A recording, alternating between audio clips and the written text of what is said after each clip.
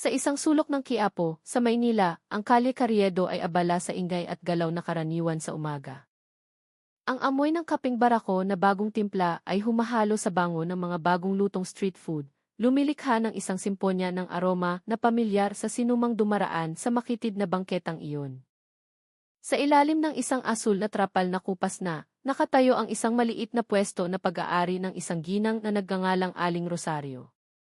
Mahigit 50 na ang kanyang edad, ngunit ang kanyang mga daliri ay maliksi pa ring nagbabalot ng nilagang mani sa papel. Ang kanyang ngiti ay palaging mainit, ang kanyang mga mata ay malinaw, at ang kanyang pananalita ay laging mahinahon, isang pampakalma sa gitna ng kaguluhan ng lungsod. Mahigit 20 taon nang nagtitinda si Aling Rosario sa lugar na iyon. Para sa iba, isa lamang itong simpleng pwesto. Ngunit para sa kanya, ito ang lugar kung saan niya isinasabit ang kanyang kabuhayan at pinalaki ang kanyang kaisa-isang anak na babae, na ngayon ay isang opisyal ng hukbong katihan ng Pilipinas. Ang pwestong iyon ang tahimik na saksi sa pakikibaka ng isang ina na tumangging sumuko sa hamon ng buhay. Ang kanyang pamumuhay ay malayo sa karangyaan, ngunit tinahak niya ang lahat ng may malalim na katapatan. Ang kanyang mga suki ay iba-iba, mula sa mga nagmamadaling estudyante, mga empleyado ng opisina, hanggang sa mga may bahay na naghahanap lamang ng kausap. Kilala ng lahat si Aling Rosario bilang isang taong palakaibigan at matyaga. Ang kanyang pwesto ay naging parang palatandaan na para sa mga taga-roon.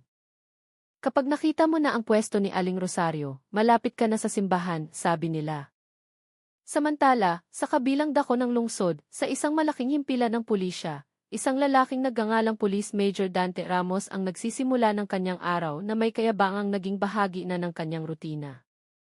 Halos 50 na rin ang kanyang edad, ang kanyang katawan ay malusog dahil sa masarap na buhay at katamaran. Ang kanyang masikip na uniforme ay tila hindi kayang itago ang kanyang umbok na tiyan. Kilala si Ramos bilang isang opisyal na mahilig sa kapangyarihan at madalas ipahiya ang kanyang mga tauhan. Ang tono ng kanyang boses ay laging mataas, ang kanyang tingin ay mapangmaliit, at ang kanyang yaman ay kahina-hinala. Marami ng mamamayan ang matagal nang nababahala, ngunit sino ang maglalakas loob na labanan ang opisyal na iyon?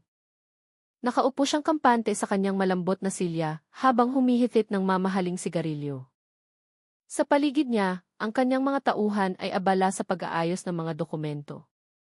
Ang kanyang tingin ay walang laman, ang kanyang ekspresyon ay mayabang, na para bang ang mundong ito ay entablado lamang na pag-aari niya. Para kay Major Ramos, ang mga maliliit na tao tulad ni Aling Rosario ay isang panggulo lamang sa paningin sa lungsod. Isa lamang tuldok sa mapa na maaaring burahin anumang oras na naisin niya. At nang magtatakip silim, ang langit sa Maynila ay nagsimulang mamula. Sa gitna ng trapiko, isang itim na patrol car ang biglang huminto sa tapat mismo ng pwesto ni Aling Rosario. Mula sa likod ng madilim na salamin, lumabas ang figura ni Major Dante Ramos, mabagal maglakad ngunit puno ng otoridad. Dalawa sa kanyang mga tauhan ang sumunod mula sa likuran, tila nag-aalangan. Ang mukha ni Ramos ay namumula, ang kanyang mga mata ay nag-aapoy, na parang ang kanyang galit ay naghihintay na lamang sumabog. Lumapit siya ng walang bati, saka itinuro ang luma at punit-punit ng banner ng pwesto. Ano to? Nakaharang sa daan. Ilang beses ko nang sinabi na bawal magtinda rito. Ang kanyang sigaw ay umalingaw-ngaw, ang kanyang boses ay parang sirena na sumisira sa katahimikan. Ilang taong dumaraan ang napalingon. May huminto saglit, may yumuko at nagkunwaring walang nakita. Natigilan si Aling Rosario. Bumilis ang tibok ng kanyang puso. Sa mababang boses, sinubukan niyang sumagot, "Pasensya na po, Major. Mahigit 20 taon na po ako rito. Hindi naman po ako nakakaabala sa kahit sino. Maluwag pa naman po ang daan." Ngunit ang natanggap niya ay isang maikling tawa at pangungutya. 20 taon? Yan nga ang problema. Pampublikong daan to, hindi minanang lupa. O baka naman nagbabayad ka sa mga siga-sigarito para malaya kang makapagtinda, ha? Sabi niya sabay dura sa bangketa. Agad na namutla ang mukha ni Aling Rosario. Ang akusasyon ay parang isang sampal sa kanyang mukha. Masakit hindi dahil sa tindi ng mga salita, kundi dahil sinisira nito ang mabuting pangalan na iningatan niya sa loob ng maraming taon. Ngunit nanatili siyang tahimik. Alam niyang walang saysay ang ipagtanggol ang sarili sa harap ng isang taong gusto lamang mang-api. Naghahanap buhay lang po ako ng marangal, Major, sabi niya ng marahan. Marangal? Kalokohan. Alam na alam ko ang mga estilo ninyo. Kung hindi mo to aalisin ngayon, dadalhin ko lahat yan sa presinto. Muling tumaas ang boses ni Ramos, nanlalaki ang mga mata. Isa sa kanyang mga tauhan, nang hindi naghihintay ng utos, ay nagsimulang itulak ang kariton ni Aling Rosario. Ang kanyang galaw ay marahas, kaya't ilang supot ng nilagang mani ang nahulog at nabutas. Ang laman nito ay kumalat sa kalsada, gumulong kasama ng alikabok at kahihiyan. Yumuko si Aling Rosario, nanginginig ang mga kamay. Namuo ang luha sa kanyang mga mata, hindi lamang dahil sa takot, kundi dahil sa kahihiyan. Dahil sa dangal na nyurakan ng kapangyarihang mapang-abuso. Lumuhod siya at nagsimulang pulutin ang mga butil ng mani isa-isa. Bawat butil ay parang piraso ng kanyang nawasak na pagkatao. Hindi pa umuulan, ngunit ang kanyang puso ay basang-basa na. Ang mga tao sa paligid ay nanonood lamang. May mga bumubulong, may mga kumakagat ng labi, ngunit walang gumagalaw. Lahat ay takot sa uniforme at ranggo. Ang dalawang batang pulis na kasama ni Ramos ay nakatayong tahimik. Paminsan-minsan ay nagkakatinginan sila. Alam nilang mali ang nangyayari, ngunit mas takot sila sa galit ng kanilang hepe. Bilis! Huwag niyong sayangin ang oras ko, sigaw ni Ramos habang sinisipa ang isang paa ng kariton. Nagulat si Aling Rosario. O gusto mong ikulong kita dahil sa paggambala sa kaayusang pampubliko? Makukulong ka sa edad mong yan. Ang salitang tikulungan ay umalingaw sa kanyang isipan. Hindi niya kailanman naisip na pagbabantaan siya ng ganoon sa edad na dapat ay nag-iisip na lamang siya ng mapayapang buhay at mga apo. Ngunit sa pagkakataong ito, sa gitna ng takot na bumabalot sa kanya, may isang bagay na dahan-dahang gumalaw sa kanyang dibdib. Hindi galit kundi pagtanggi. Dahan-dahan, itinaas niya ang kanyang mukha. Pula ang kanyang mga mata, basa ang kanyang mga pisngi, ngunit ang kanyang tingin ay hindi na marupok. Pasensya na po, Major. Hindi po ako aalis. Ang boses na iyon ay halos hindi marinig, ngunit sapat na para mapatigil si Ramos at ang kanyang mga tauhan. Hindi nila inaasahan na maglalakas loob lumaban ang isang matandang babae. Ito lang po ang ikinabubuhay ko. Ang anak ko po ay kasalukuyang naglilingkod para ipagtanggol ang ating bansa. Ayaw ko po siyang abalahin. Pakiusap po, hayaan niyo akong magtinda. Suminghal si Ramos at ngumisi. Aba, sundalo pala ang anak mo. Ipinagmamalaki mo pa, ha? Hindi ka kayang protektahan ng sundalong iyan dito. Lumapit siya, inilapit ang kanyang mukha. Bibigyan kita ng pagpipilian. Aalisin mo yan ng kusa o ako mismo ang mag-aalis niyan, kasama ka. Alam ni Aling Rosario na wala siyang pagpipilian. Nanginginig ang mga kamay, sinubukan niyang hilahin ang kanyang mabigat na kariton. Ngunit, kulang ang kanyang lakas. Bahagya lamang itong gumalaw bago muling huminto. Nasaksihan ni Major Ramos ang kabiguang iyon at humalakhak na parabang nanonood ng isang murang palabas. Tingnan niyo, inutil. Sundalo raw ang anak, pero ang sarili niyang ina, walang kwenta, panunuyan niya habang kinakawayan ang kanyang mga tauhan. Kunin niyo lahat ng gamit na to. Dalhin niyo rin ang babaeng iyan sa presinto para maturuan ng leksyon. Ang dalawang batang pulis sa likod niya ay tila nag-aalangan, ngunit hindi nangahas sumuway. Sinimulan nilang buhatin ang mga sako ng mani at basta na lang inihagis sa bangketa. Ilang supot ang nabutas at kumalat ang laman. Ang lumang karito ni Aling Rosario ay walang awang itinumba, kaya't lahat ng kanyang paninda ay nagkalat sa kalsada. Ang tanawin ay parang isang masamang panaginip na dahan-dahang nagiging pinakamalupit na katotohanan para sa isang inang nabubuhay sa pagbabanat ng buto. Ang lahat ng kanyang pinaghirapan, ang puhunang unti-unti niyang inipon, at ang maliit niyang pag-asa para madugtungan ang buhay, lahat ay nawasak sa harap ng kanyang mga mata. Lumuhod siya sa gitna ng gulo, sinubukang yakapin ang natitirang sako na buo pa. Nanginginig ang kanyang katawan habang pinipigilan ang iyak na sa wakas ay bumuhos na rin. Huwag po, Major. Pakiusap, huwag niyong kunin lahat. Ito. Ito po ang buong buhay ko, sabi niya sa paos na boses habang nakakapit sa dulo ng pantalon ni Ramos. Ngunit umatras lang ang Major, ang mukha niya ay nagpapakita ng pandidiri. Tama na iyang murang drama mo, singhal niya.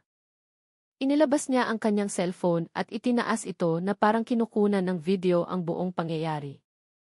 Para sa report. Para magtanda ang mga pasaway. Si Aling Rosario ay humagulgol na lamang, nanginginig ng husto ang kanyang katawan. Pakiramdam niya ay napakaliit niya, wasak at walang kalaban-laban. Ang kanyang dangal, ang kanyang pagkatao, ay pinunit ng walang natira. Ang mga tao sa paligid ay nanonood lamang. May mga bumubulong, may mga yumuyuko, lahat ay tahimik. Walang nangahas kumilos. Ito ang pinakamababang punto sa buhay ni Aling Rosario, kung saan naramdaman niyang gumuho ang kanyang mundo at wala nang kahit katiting na pag-asa para bumangon. Ngunit sa puntong iyon mismo, sinimula ng tadhana na habiin ang isang landas na hindi inaasahan. Habang siya ay nakasubsob sa gitna ng nagkalat na mani, basang-basa ng luha ang pisngi, tila huminto ang mundo. Ang kanyang puso ay durog, at ang natira na lamang ay ang hikbing halos hindi na marinig. Ilang nakasaksi ang nagsimulang magpakita ng pagkabalisa. Ang ibang mga tindero at mga naglalakad ay nagkatinginan. May mga nagkuyom ng kamao, may gustong tumulong, ngunit lahat ay napigilan ng takot sa kapangyarihan ni Major Ramos. Isa sa kanila, si Mang Tomas, isang magpapareperes na matagal nang kakilala si Aling Rosario, ay nagtimpi habang mahigpit na ikinuyom ang kanyang kamao. Hindi na niya kayang panoorin pa ang kalupitang iyon. Sa kanyang isip, nangako siyang tutulong sa anumang paraan. Sa gitna ng karamihan, lingid sa kaalaman ni Ramos, isang pares ng matatalim na mata ang nagmamasid sa buong pangyayari mula sa malayo. Ang taong iyon ay si Second Lieutenant Angela Reyes, isang batang opisyal ng hukbong katihan ng Pilipinas na kararating lang mula sa isang misyon sa probinsya. Hindi pa man umaabot sa 30 ang kanyang edad, ang kanyang tingin ay nagpapakita ng katatagang hindi matatawaran. Ang kanyang buhok ay maayos na nakatali at ang kanyang malinis na unipormeng camouflage ay bumabalot sa kanyang matikas na katawan. Pauwi na sana siya sa kanyang ina nang makuha ng ingay sa dulo ng Kalye Carriedo ang kanyang atensyon. Nang mahagip ng kanyang mga mata ang nagkukumpulang tao at makilala ang isang silweta na napakapamilyar sa kanya, simpleng bestida, marupok na tindig, at isang mahinang iyak na kilalang kilala niya, ang kanyang puso ay parang piniga. Iyon ang kanyang ina, si Aling Rosario, ang babaeng buong buhay niyang iginagalang, minamahal at ipinagmamalaki. At ngayon ay ipinapahiya sa harap ng publiko. Kumulo ang dugo ni Angela. Ngunit hindi ito ordinaryong galit. Ito ay ang puot ng isang sundalo na nakikitang winawasak ang karangalan ng kanyang ina. Tumigas ang kanyang mukha, sinasabihan siya ng kanyang instinct bilang militar na kumilos, ngunit pinigilan siya ng kanyang pagiging anak na magpadalos-dalos. Tinimbang niya ang sitwasyon ng mahinahon. Si Major Ramos ay mayabang pa ring nakatayo, tumatawang mahina, habang ang dalawa niyang tauhan ay itinatali ang natitirang sako ni Aling Rosario. Sa gitna ng gulo at pag-iyak ni Aling Rosario, umatras si Major Ramos na nakaliyad ang dibdib, kontento sa kanyang tagumpay. Inilabas pa niyang muli ang kanyang cellphone, marahil para tumawag ng backup o para lamang kunan ng litrato ang kanyang itagumpay sa pagpapaalis sa pwesto. Ngunit, bago pa man dumampi ang kanyang mga daliri sa screen, isang malakas at matatag na boses ang bumasag sa tensyon na bumabalot sa kalsada. Tigilan niyo iyan! Ang boses ay malakas, malalim at puno ng otoridad, sapat na para sabay-sabay na lumingon ang lahat ng tao sa paligid. Si Major Ramos, na kanina'y kampante, ay biglang nanigas. Lumingon siya sa pinanggalingan ng boses at doon nakatayo ang isang babaeng nakaunipormeng camouflage, papalapit na may aurang hindi maaaring baliwalain.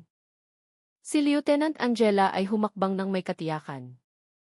Ang kanyang tindig ay tuwid, ang kanyang mukha ay seryoso, at ang kanyang tingin ay matalim. Ang uniporme ng hukbong katihan ng Pilipinas ay maayos na bumabalot sa kanyang katawan.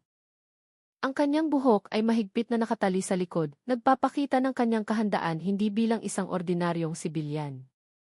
Pinagmasdan siya ni Major Ramos mula ulo hanggang paa na may mapangmating tingin, saka nagsalita sa mayabang na tono. "Sino ka?" "Nagmamatapang ka rito," sabi niya. Usapin to ng pulisya, hindi mo to teritoryo. Huminto si Angela sa tapat mismo ni Ramos. Ang kanyang tingin ay matalim, tinititigan ang mga mata ng lalaki ng walang takot. Ako si Teniente Angela Reyes, sagot niya ng marahan ngunit puno ng diin. Pagkatapos ay ibinaling niya ang tingin sa kanyang ina na nakaupo pa rin sa semento, umiiyak sa gitna ng nagkalat na paninda.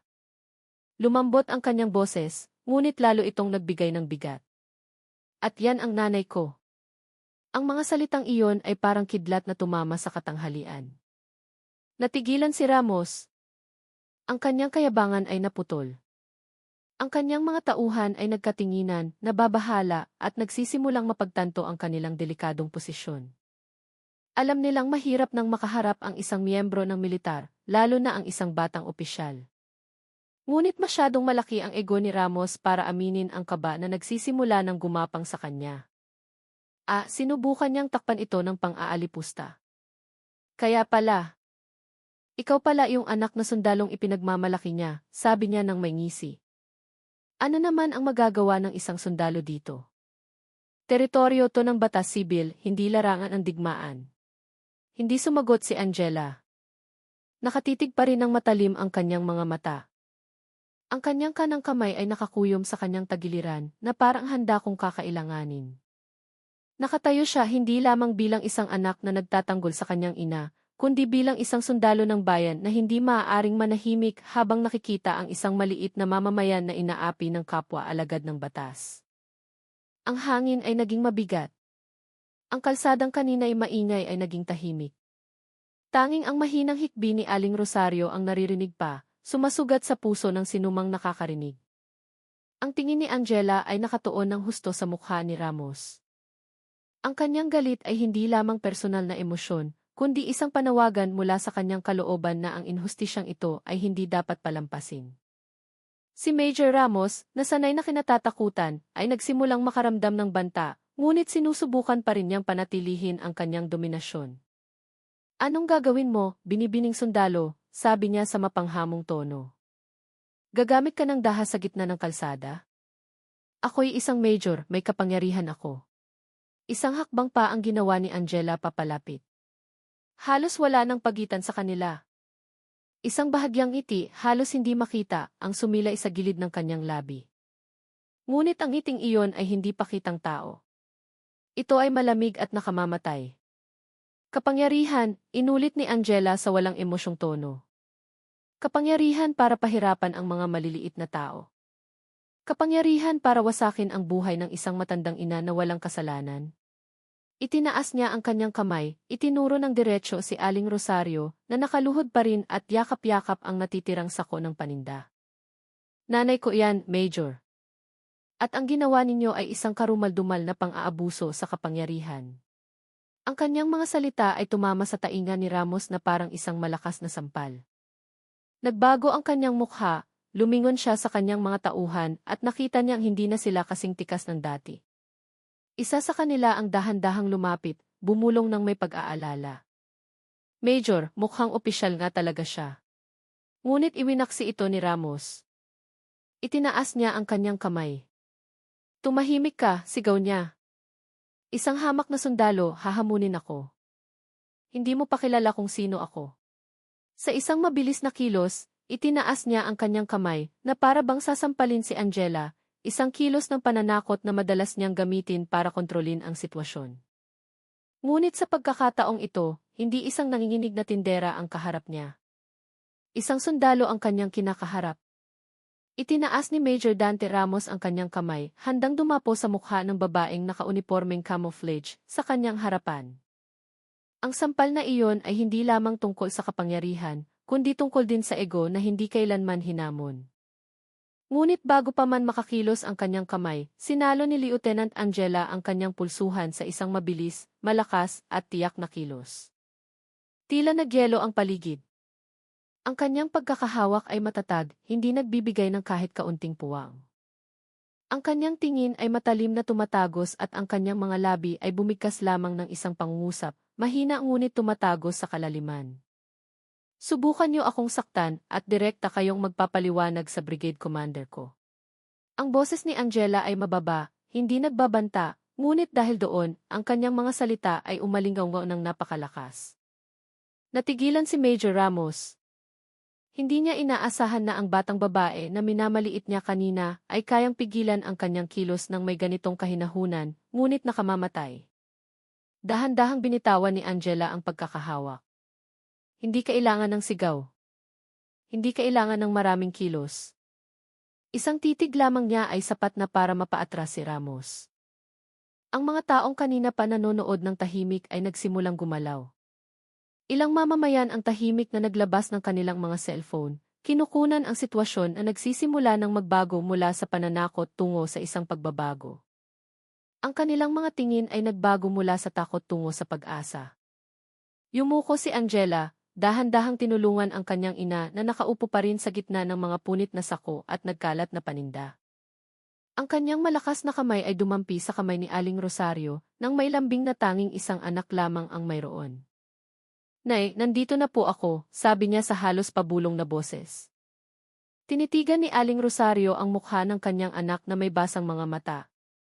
Wala siyang sinabi, niyakap lamang niya ng mahigpit si Angela, na para bang doon niya muling nakuha ang lahat ng kanyang lakas.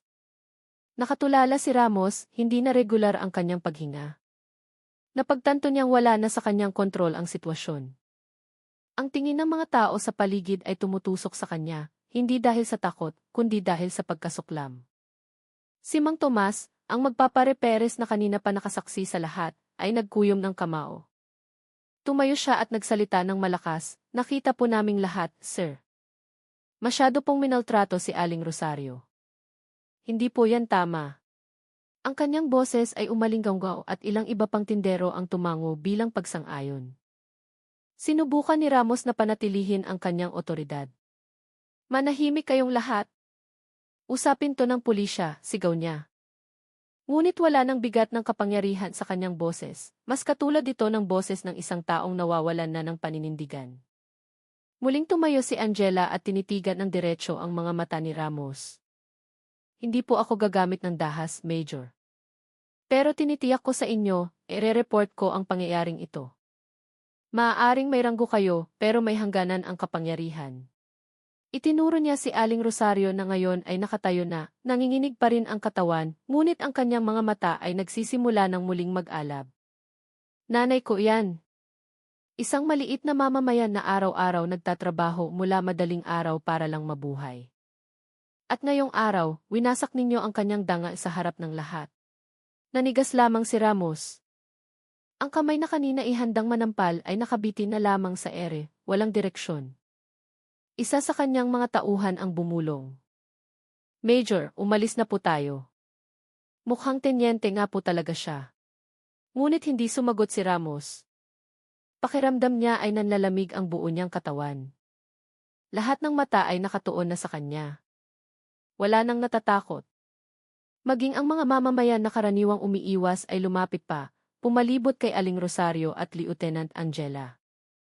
Sa mabibigat na hakbang, sa wakas ay tumalikod si Major Ramos. Sumenyas siya sa kanyang dalawang tauhan at naglakad patungo sa patrol car.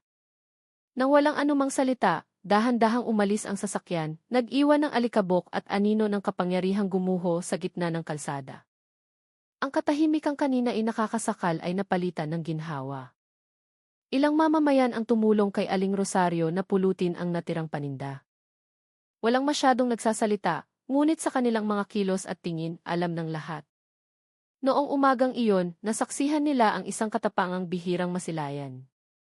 Hindi lamang mula sa isang batang sundalo, kundi mula sa isang anak na tumayo para sa kanyang ina. Nakatayo si Angela habang yakap si Aling Rosario, sa gitna pa rin ng kalsada. Walang uniforme, ranggo o sandata ang nagpamukha sa kanyang dakila sa araw na iyon. Ang nagpatayo sa kanya ng pinakamatayog ay ang kanyang katapangan. Kinabukasan, ang balita tungkol sa isang aroganteng pulis na napigilan ng isang babaeng opisyal ng army ay mabilis na kumalat sa iba't ibang sulok ng Maynila.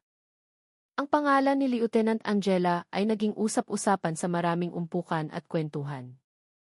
Maging sa mga forum sa loob ng kapulisan at militar, hindi ilan ang kumilala sa kanyang ginawa bilang isang pambihirang katapangan.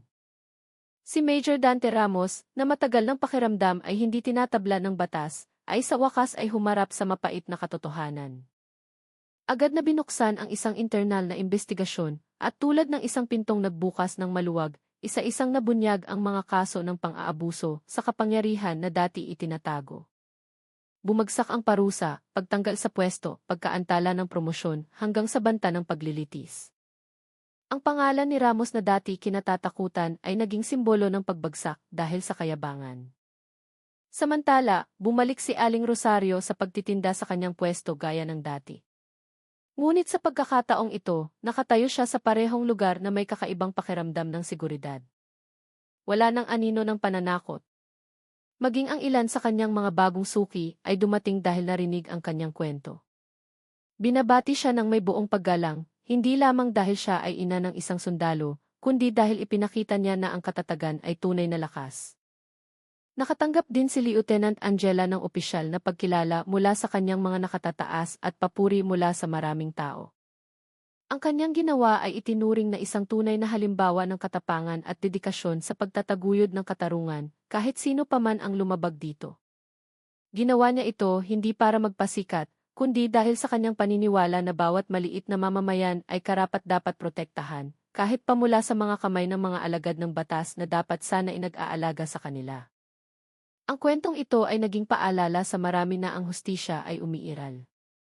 Minsan, dumarating ito sa paraang hindi inaasahan, sa pamamagitan ng kamay ng isang anak, isang sundalo, isang babaeng may sapat na tapang para sabihing, tama na.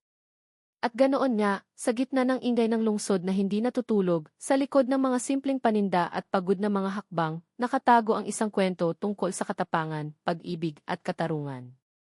Si Aling Rosario ay walang pangalan sa mata ng mundo, ngunit sa araw na iyon, siya ang naging dahilan para mamulat ang maraming tao na maging ang pasensya ay maaaring maging isang anyo ng paglaban. At si Lieutenant Angela, hindi lamang siya isang sundalo, siya ay isang anak na umuwi sa tamang panahon, isang bayani na walang plano.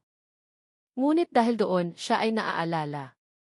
Dahil sa buhay, minsan hindi natin kailangan ng sandata para labanan ang kawalang katarungan. Sapat na ang isang pusong matatag at ang tapang na